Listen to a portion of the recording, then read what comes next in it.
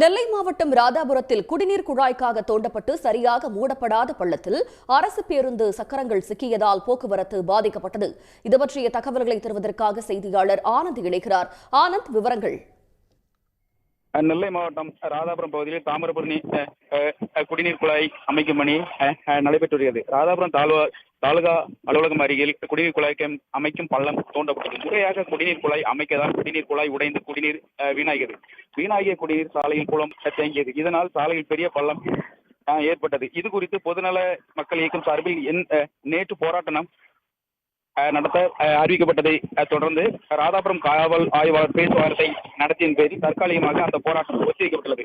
இன்று காலை குடிநீர் குழாய் உடைப்பு மீண்டும் ஏற்பட்டது. இதனை சீரமைக்கும் பணி இன்று காலை முதலே நடைபெற்று வந்தது. இன்று காலை வள்ளியூரில் இருந்து ராதாபுரம் நோக்கி சென்ற அரசு பேருந்து அதிகாலை 5 மணி அளவில் குடிநீர் பள்ளத்தில் சிக்கிக் கொண்டது.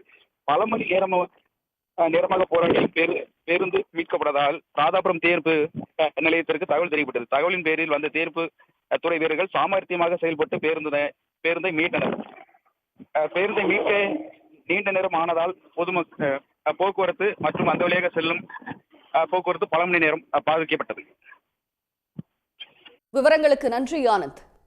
உடனுக்குடன் செய்திகளை தெரிந்து கொள்ள சன் நியூஸ் பெல் ஐகானை கிளிக் பண்ணுங்க.